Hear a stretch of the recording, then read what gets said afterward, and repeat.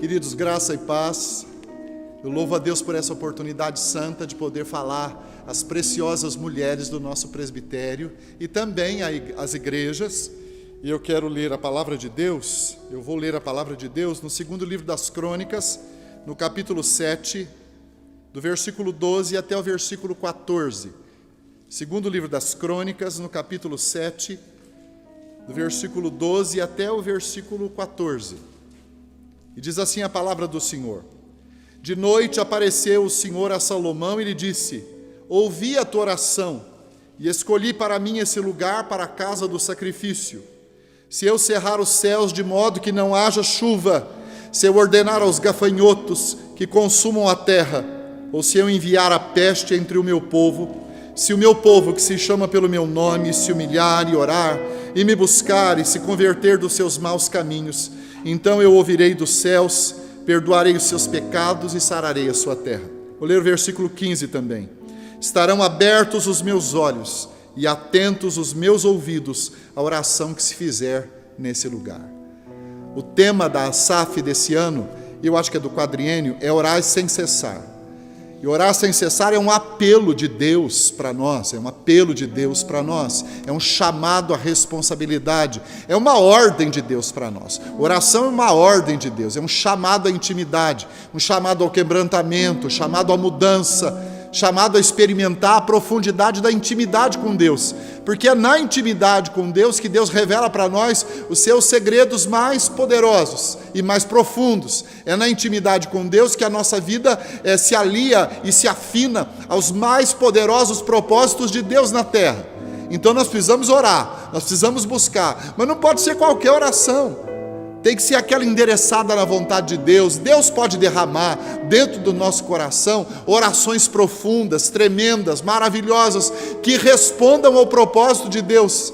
É claro que nós oramos pelas nossas necessidades, pelas dificuldades, pelas enfermidades, por pessoas. Nós somos intercessores. Deus nos chamou para isso. E junto com Jesus intercedemos, junto com o Espírito Santo que geme a nossa oração, com gemidos inexprimíveis, nós oramos. Bendito seja o Senhor por isso, que nos assiste nessa tarefa da intercessão, que nos assiste nessa tarefa da oração. Agora, por que para Jesus era tão importante orar, a ponto de Jesus dizer que é para a gente orar sem cessar, e era para a gente orar para não entrar em tentação? Jesus tinha uma tônica de oração firme na sua vida.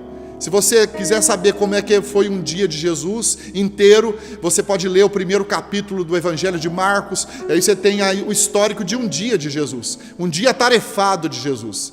De manhã foi batizado, ao meio-dia ele passou pela sinagoga e repreendeu um demônio, passou à beira-mar, convocou discípulos, convocou apóstolos. À tardinha, trouxeram diante de Jesus todos os endemoniados, e lunáticos, e doentes, e gente problemática que havia naquele lugar, e Jesus curou a todos, e foi até altas horas da noite nesse trabalho da pregação do Evangelho. Jesus era cheio de trabalho, como Jesus dizia: o meu Pai trabalha até agora, e eu trabalho também, cheio de ocupações santas na vontade de Deus. Mas depois, quando era lícito descansar e dormir, quando chegou o tempo de dormir, Jesus foi para o monte orar. Por que para Jesus era tão importante oração e para nós não é importante? Por que em momentos em que as pessoas podiam normalmente ocupar o tempo dormindo, descansando, ou se renovando as suas forças para um outro dia de trabalho no dia seguinte, por que Jesus ocupava esse tempo, a maior parte desse tempo, com oração? Queridos, isso é fundamental para a nossa história e fundamental para a nossa vida. Foi a vida de oração de Jesus que impactou os discípulos. Foi a vida de oração e de clamores de Jesus que impactou os apóstolos. É interessante que eles viram Jesus pregar o Evangelho, eles viram Jesus fazer milagres, eles viram Jesus ressuscitar mortos, mas nenhum deles pediu para Jesus: ensina-nos a fazer milagres, ensina-nos a ressuscitar mortos. Ensina-nos a curar os leprosos, os coxos, os aleijados todos. Nos ensina, Senhor, a dar vista aos cegos. Nenhum dos discípulos pediu isso, mas os discípulos disseram: Senhor, ensina-nos a orar como convém, porque nós não sabemos como orar. Isso quer dizer, queridos, que o que mais impactou a vida dos discípulos e apóstolos em Jesus não foi aquela opulência nos milagres de Jesus, nem necessariamente aquilo que ele dizia, mas a vida de oração de Jesus. A vida de oração de Jesus impactou os apóstolos, os discípulos, os homens que estavam ao seu redor. Era aquilo que mais chamava atenção na pessoa do Senhor Jesus. É por isso que o apóstolo Paulo também faz o apelo na carta aos Tessalonicenses, dizendo: orai sem cessar, orai sem cessar. Nós precisamos orar sem cessar. Nós precisamos imitar o Senhor Jesus. Nós precisamos imitar o Senhor Jesus numa vida de oração. E é interessante, irmãos, que Jesus tinha como prioridade uma vida de oração e deseja como prioridade uma vida de oração para nós como igreja, não só a SAF e as mulheres, que oram bastante e que ocupam muito do seu tempo para orar, mas os homens, as crianças, os jovens, os adolescentes. Nós precisamos fazer vigílias, nós precisamos orar, nós precisamos ter reuniões de oração, nós precisamos orar nos lares, nós precisamos orar em secreto, porque o nosso Pai que nos ouve em secreto nos recompensará, diz a palavra de Deus. É maravilhoso isso. Mas, queridos, Jesus tinha todo esse anseio por oração e por comunhão com Deus, o Pai, e Ele anseia isso para nós também, porque é só através de uma vida de oração que a nossa identidade de filhos de Deus vai se manifestar. Só através de uma vida de oração que nós vamos entender qual é a nossa identidade, nossa autoridade, aquilo que Deus nos chamou para fazer, quem nós somos em Deus, vai ficar mais visível aos nossos olhos e aos olhos das pessoas, queridos. Quem nós somos em Deus vai ficar mais visível depois que a gente tiver uma vida de oração mais profunda. É por isso que o versículo 14, sobre o qual eu quero pregar aqui, começa dizendo assim: se o meu povo que se chama pelo meu nome. Gente que ora tem o endosso do nome de Deus sobre si.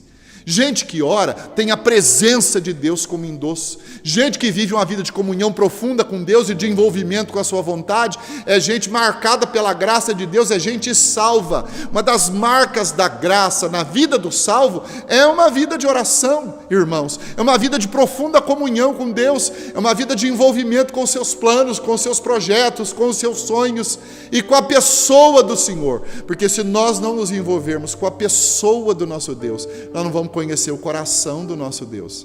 E se a gente não conhecer o coração do nosso Deus, nós não vamos poder ser eficientes na obra missionária, nós não vamos poder ser eficientes na obra da pregação do Evangelho, não vai poder ser eficiente como mãe, como esposa, não vai poder ser eficiente como marido, como pai, como servo, como cristão, como homem de Deus, como mulher de Deus, como jovens, servos de Deus. A eficiência acontece na vida de quem tem autoridade de Deus, porque quem está mais perto de Deus conhece mais o poder de Deus e a autoridade que Deus comunica através do seu Espírito. Gente íntima de Deus, gente que está no centro da sua vontade, gente que vive na vontade de Deus em família, porque descobriu que é povo de Deus, povo de Deus. A palavra de Deus diz que nós somos novas criaturas em Cristo.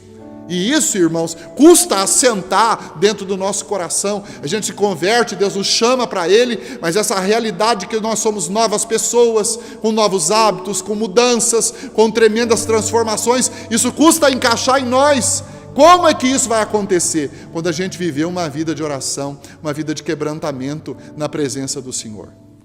Oração é uma realidade difícil. Você deve encontrar dificuldades na sua vida devocional, não encontra? Eu encontro dificuldade na minha vida devocional, porque tudo que a nossa alma quer é não orar, porque a nossa alma quer o senhorio da nossa própria vida. Nós queremos nos assentar no trono da nossa própria história, nós queremos reger a nossa própria história, nós queremos gerir a nossa própria vida, nós queremos fazer as coisas do nosso jeito. Agora, orar é sujeitar-se ao jeito de Deus fazer as coisas, é aceitar o jeito de Deus fazer as coisas, e é saber que Ele é aquele que recebe as nossas orações, mas Ele é o nosso Deus e é o nosso Pai, é aquele que nos governa, Ele é o nosso Rei, Ele é o Senhor das nossas vidas. A gente só entende isso, irmãos, quando a gente ora, quando a gente busca Deus. Só na intimidade com o Senhor, a docilidade do senhorio de Cristo vai se assentar no nosso coração.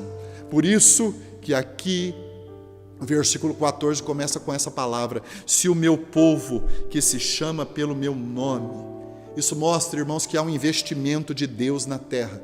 E esse investimento de Deus na terra é em pessoas. Ele formou uma família, um povo, sobre quem está o seu nome e sobre quem Ele está.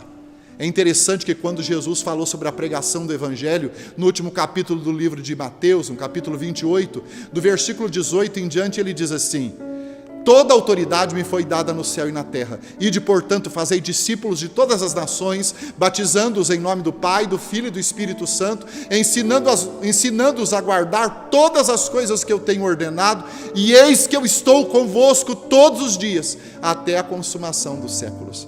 É interessante que a gente gosta do último versículo: eis que eu estou convosco todos os dias, até a consumação dos séculos.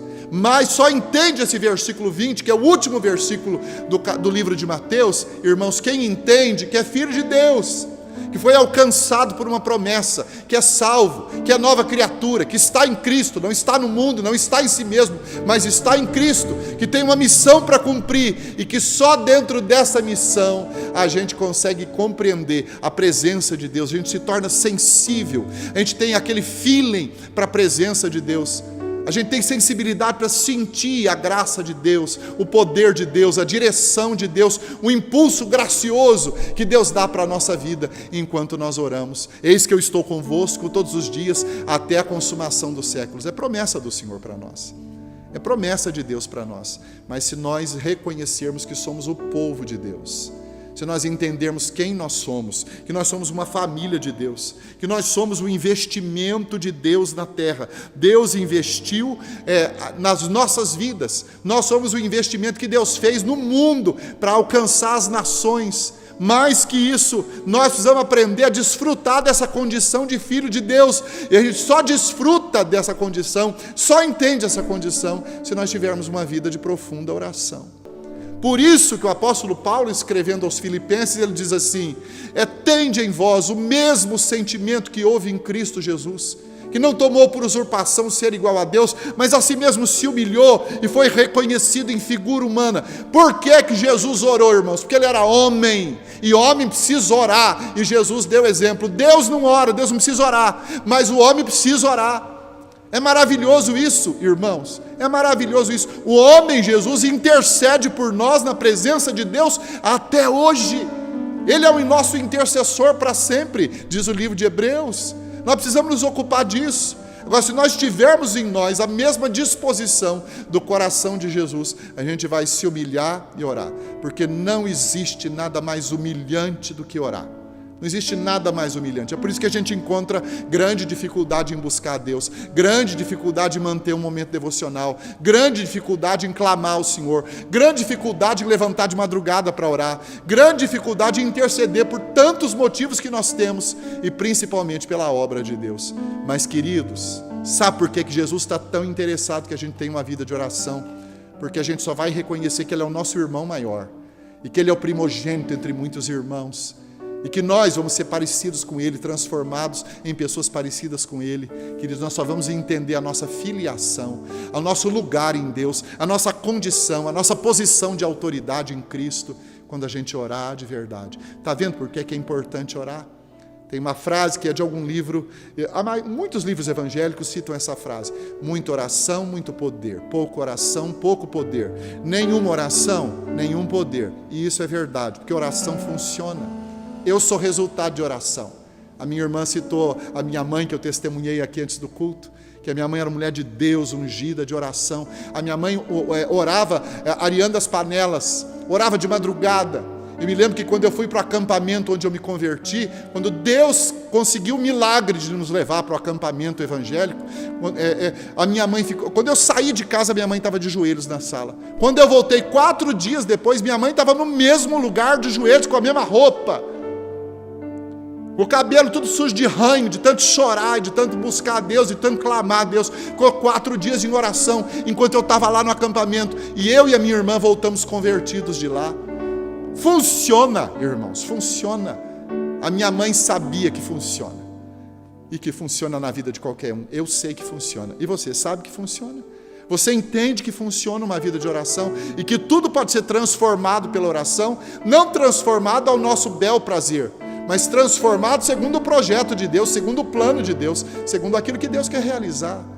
Nós nos sujeitamos a Deus em oração.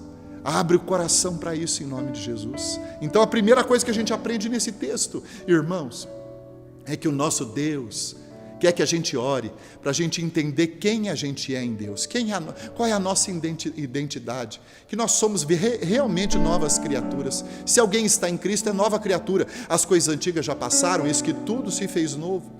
A gente entender que é embaixador de Deus na terra, que você, minha irmã, é uma embaixatriz de Deus na terra, você é o instrumento que Deus quer usar para a glória do Senhor. Você vai entender isso quando entender que realmente é filho de Deus, é filha de Deus, é serva de um Deus que é Senhor, de um Deus que quer nos promover na sua presença para o louvor da sua glória. A gente aprende também, irmãos, que Jesus desejava uma vida de oração para nós ardentemente, e Ele orou por isso. Ele orou para que a intimidade perfeita que Ele tinha com o Pai fosse a nossa intimidade, para que nós descobríssemos a nossa identidade. Mas Ele orou também, irmãos, para que a gente tivesse uma vida de oração profunda, para que a gente entrasse numa agenda de transformação feita pelo próprio Deus. O texto diz assim: se o meu povo que se chama pelo meu nome se humilhar e orar e me buscar e se converter dos seus maus caminhos. Olha que progressão. Se o meu povo que se chama pelo meu nome se humilhar, porque oração é humilhação.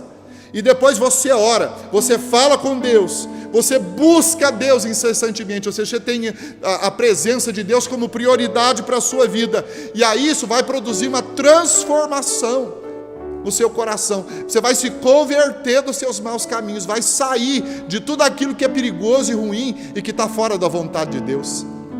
Eu gosto de Provérbios, no capítulo 3, versículos 5 e 6, que diz assim: confia no Senhor de todo o teu coração e não te estribes no teu próprio entendimento, reconhece-o em todos os teus caminhos e Ele endireitará as suas veredas. Deus está na nossa história, não só para marcar a nossa vida com salvação e nos dar um lugar no céu, mas enquanto o céu não chega, Deus deseja nos transformar na imagem do seu Filho Jesus Cristo.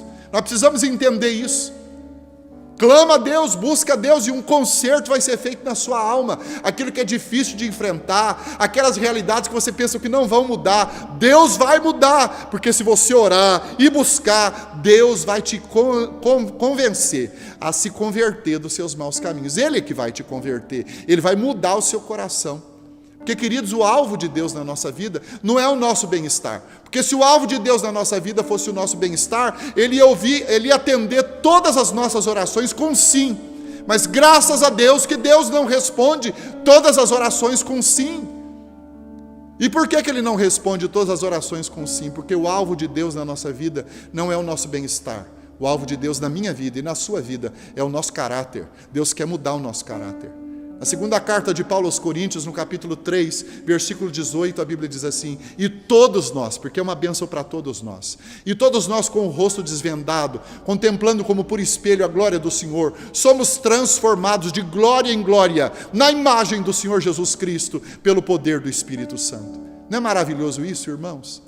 Não é maravilhoso? Paulo, escrevendo aos Romanos também, ele diz algo tremendo no capítulo 8, a respeito desse alvo de transformação e de mudança que Deus tem para a nossa vida, e que vai curar a nossa alma, que vai nos regenerar, que vai nos transformar. Romanos capítulo 8, no versículo 30, no versículo 29 diz assim: porquanto os que de antemão conheceu, também os predestinou para serem conformes à imagem do seu Filho, a fim de que ele seja o primogênito entre muitos irmãos. E aos que predestinou, a esses também chamou, e aos que chamou, a esses também justificou, e aos que justificou, a esses também glorificou.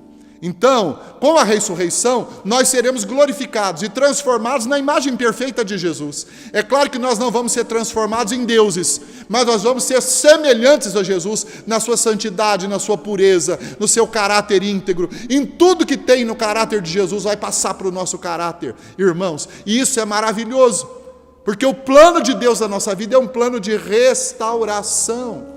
É um plano de transformação, de mudança. A verdadeira conversão traz isso, traz mudança para o coração. Quando Jesus nos chama, a gente pode vir como está, mas depois que a gente veio, a gente não vai ficar mais como está. E se está do mesmo jeito que era antes, talvez não tenha acontecido nada no coração. Então abre o coração para isso. É preciso buscar a Deus. Para isso a gente precisa de quebrantamento. Eu sei que às vezes a gente pode pensar assim, eu não estou arrependido, não estou quebrantado, não estou sentindo vontade de chorar, não estou sentindo vontade de buscar a Deus. Mas queridos, buscar a Deus e se quebrantar na presença de Deus é uma decisão que nós fazemos. É uma atitude de obediência. O próprio Senhor Jesus disse, orai para que não entreis em tentação. Então essa vida quebrantada, submissa, transformada, curada, o caráter parecido com o caráter de Jesus, é algo que Deus quer fazer na nossa história. Por isso que Jesus instigou os seus discípulos a orar. E é interessante que como nós, eles não conseguiam perseverar por muito tempo. Jesus chamava os 3 mais próximos dele para orar, e Jesus orava, e enquanto Jesus orava, eles cochilavam e acabavam dormindo.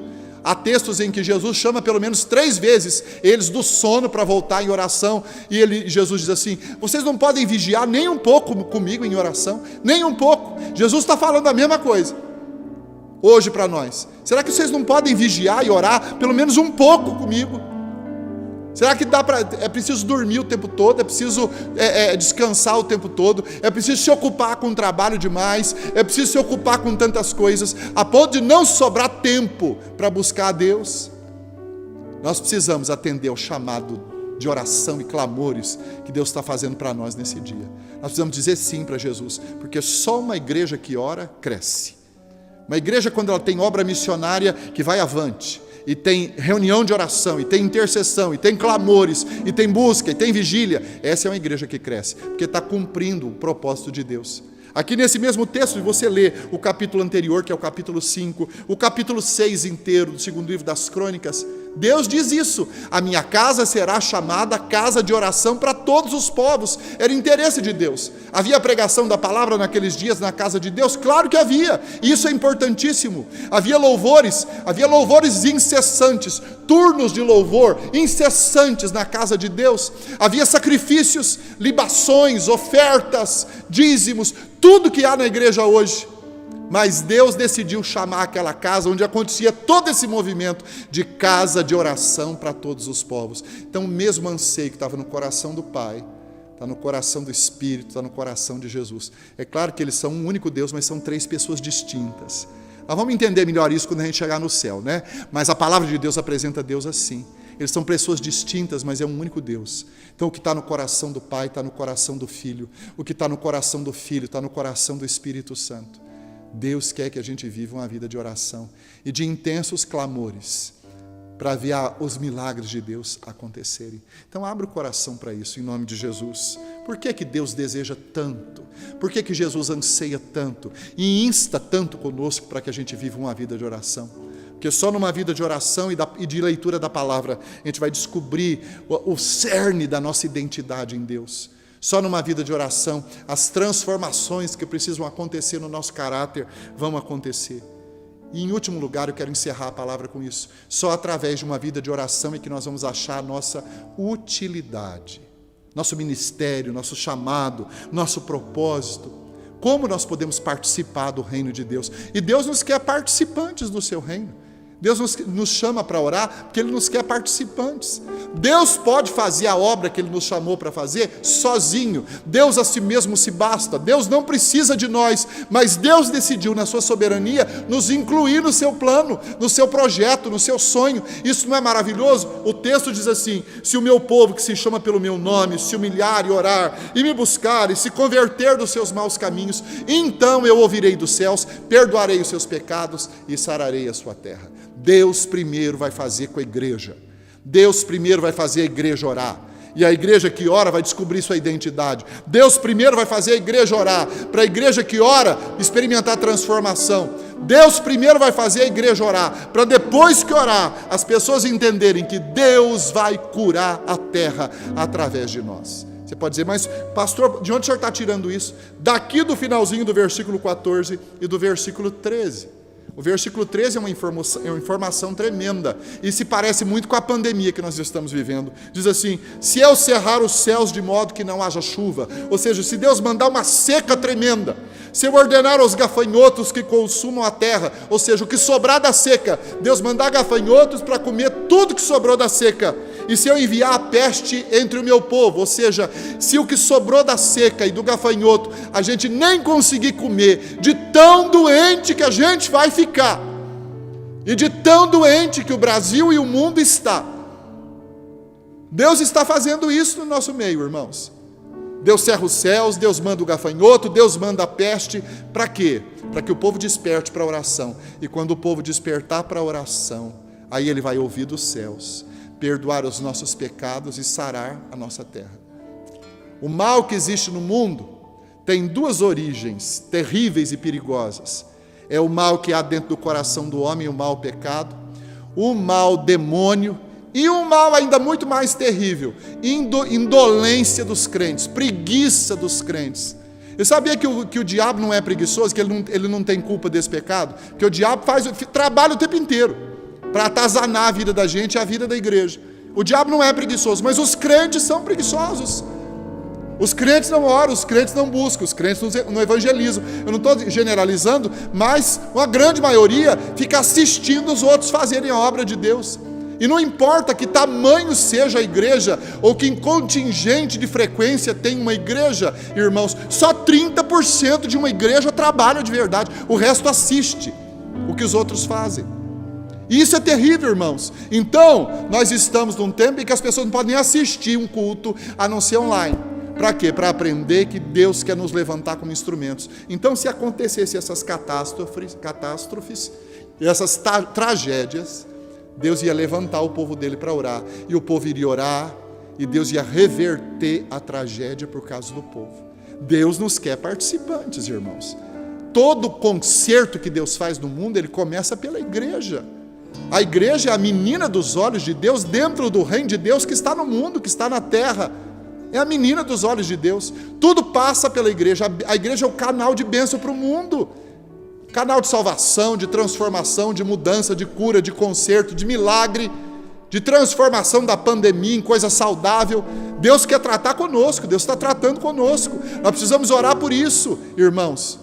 Aliás, isso está acontecendo no mundo por causa da igreja, porque o texto diz: eu perdoarei os seus pecados, eu ouvirei dos céus as suas orações, eu perdoarei os seus pecados e sararei a sua terra. Deus quer e pode perdoar os pecados da igreja. Nosso pecado de indolência, de preguiça, nosso pecado de não cumprir a missão, o nosso pecado de pensar que nós podemos viver refestelados na nossa condição e na nossa posição de crentes e não fazer mais nada. Abre o coração para isso em nome de Jesus. Eu quero citar um texto para terminar a palavra, em Jeremias, no capítulo 29, do versículo 11 até o versículo 14, diz assim: eu é que sei que pensamentos tenho a vosso respeito, diz o Senhor, pensamentos de paz e não de mal, para vos dar o fim que desejais. Então me invocareis, passareis a orar a mim, e eu vos ouvirei. Buscar-me-eis e me achareis, quando me buscardes de todo o vosso coração. Serei achado de vós, diz o Senhor, e farei mudar a vossa sorte. Congregar-vos-ei de todas as nações, e de todos os lugares por onde vos lancei, diz o Senhor, e tornarei a trazer-vos para o lugar de onde vos mandei para o exílio. Então Deus está dizendo aqui para o povo de Israel, que estava cativo na Babilônia por 70 anos, que ele só estava esperando o povo orar, e depois que o povo orasse, ele ia libertar o povo.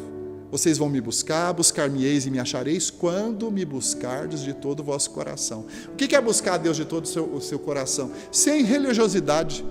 Deus abomina religiosidade, essa religiosidade mecânica, essa religiosidade baseada na liturgia, essa religiosidade baseada no rito somente, e não na palavra de Deus, e não numa vivência com Deus. Deus abomina isso. Lê o Salmo 50, o Salmo 50 fala bem disso.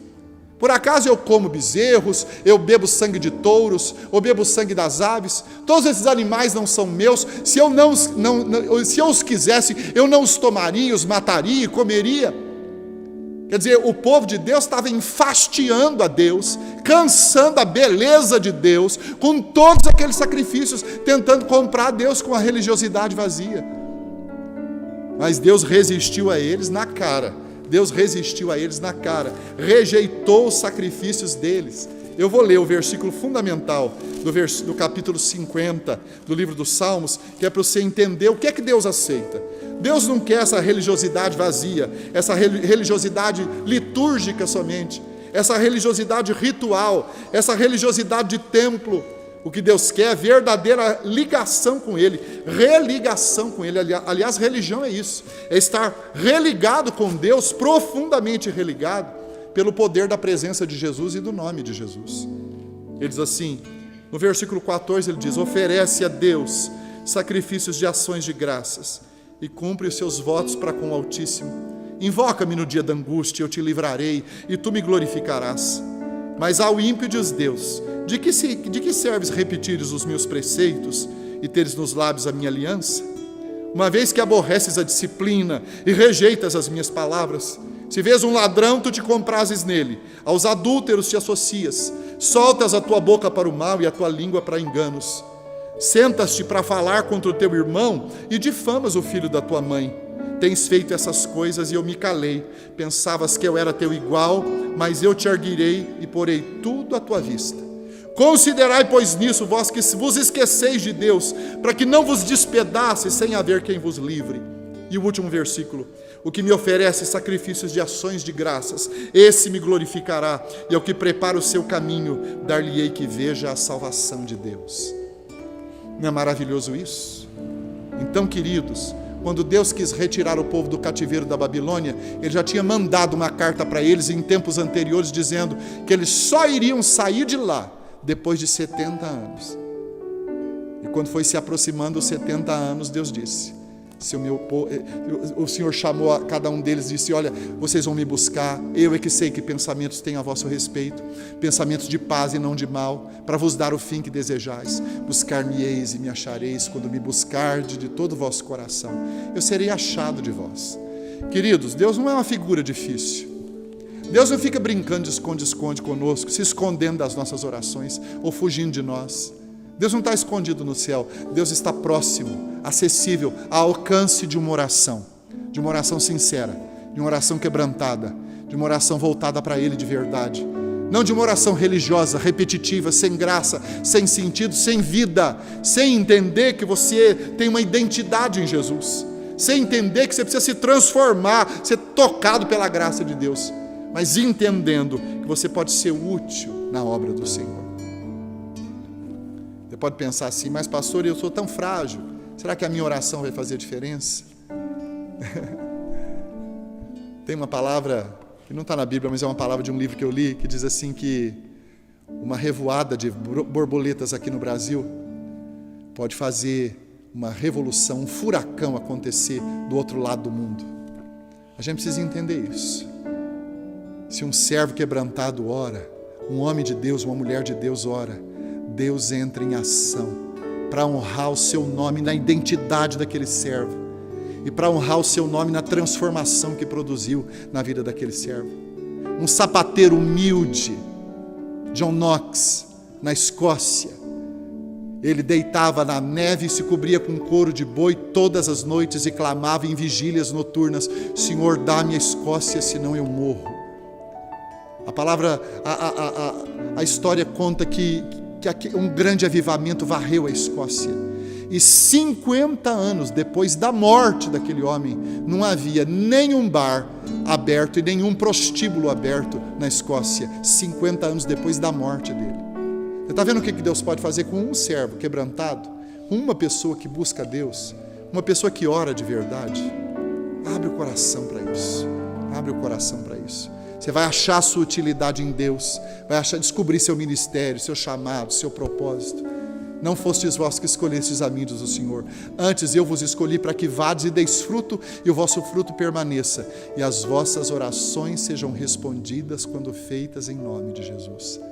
Se você está dentro do propósito de Deus e você ora com o propósito que Deus endereçou para o seu coração, a sua oração tem utilidade nas mãos do Senhor. Se vós estiverdes em mim, diz o mesmo capítulo 15, versículo 7, se vós estiverdes em mim, as minhas palavras estiverem em vós, podereis pedir o que quiserdes e vos será feito. Amém, irmãos? Abre o coração para isso. Que você receba essa palavra como um presente gracioso de Deus, como ela é para o meu coração, que ela seja para o seu coração também nessa noite. Que você se encha dessa verdade e que ela te cumule de graça, de unção, de renovo e produza em você tudo aquilo que Deus sonhou e tudo aquilo que Deus planejou. Vamos orar mais uma vez? Deus, em nome de Jesus, obrigado porque a gente pode orar, obrigado porque a gente tem livre acesso, porque foi aberto um novo e vivo caminho pelo sangue de Jesus, para nós estarmos na Tua presença, ó Pai. Obrigado porque nesse livre acesso nós podemos conhecer quem nós somos, filhos preciosos do Senhor, embaixadores de Deus na terra. Louvado seja o Teu nome por isso. Podemos entender, Pai, que o Senhor sonhou que a gente seja transformado, como é no mesmo caráter do Seu Filho, que as características do caráter de Jesus vão se impregnar em nós enquanto nós oramos. Obrigado, Senhor, porque nós podemos entender através da oração que o Senhor quer nos usar poderosamente. O Senhor vai despertar nosso chamado, nossos ministérios. O Senhor vai despertar, Senhor, poder e autoridade em nós para nós cumprirmos o propósito e o desígnio de Deus. O Senhor nos designou para algo, Senhor, e nós só vamos entender isso quando orarmos de verdade, arrependidos, quebrantados. Cuida de nós e cuida do nosso coração. Aceita, Senhor, a nossa gratidão por essa noite. Abençoa as irmãs da SAF, de cada igreja do nosso presbitério e do Brasil, Senhor. Obrigado, Jesus. Obrigado pela Tua visitação na nossa vida. Louvado seja o Teu nome, em nome de Jesus. Amém e amém.